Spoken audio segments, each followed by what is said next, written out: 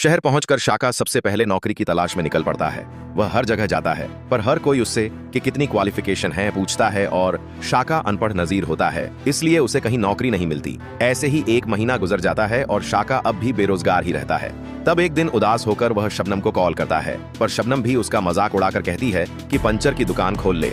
गुस्से में शाका फोन रख देता है और सच में एक छोटा पंचर का ठेला खोल लेता है। धीरे धीरे पैसे कमाने लगता है। कुछ वक्त बाद वह अपनी पंचर की दुकान को बड़ा वर्कशॉप बना लेता है और अब अच्छा खासा पैसा कमा रहा होता है। शाका शबनम से बात करना चाहता है, पर 4 महीने बीत चुके होते हैं क्योंकि उसका फोन कहीं गिर गया था और किसी का नंबर भी याद नहीं था। शाका कहता है, अब मैं गाँव एक कामयाब इंसान बनकर ही वापस जाऊंगा, और दिन रात मेहनत में इतना खो जाता है कि उसे पता ही नहीं चलता कब 6 महीने बीत गए और अब तक वह गाँव नहीं गया होता। दूसरी तरफ पापू शकील से कहता है, मुझे नहीं लगता शाका वापस आएगा। शकील कहता है, हाँ मुझे भी ऐसा ही लगता है, क्योंकि अब तो 8 महीने होने को हैं और शाका ने तब तक कोई फोन भी नहीं किया। लग रहा था कहीं भाग गया है। शकील जबरदस्ती शबनम की शादी पापू से करवा देता है। शादी के बाद पापू बहुत खुश होता है, पर शबनम दिल ही दिल में उदास रहती है। फिर भी शादी हो चुकी होती है तो वह दर्द भूलकर पापू के साथ खुशी से रहने लगती है।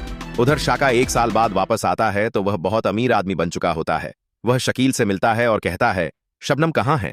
शकील कहता, मैंने तुम्हारा 6 महीने तक इंतजार किया था, लेकिन तुम्हारा कोई पता नहीं चला, इसलिए शबनम की शादी पापू से कर दी।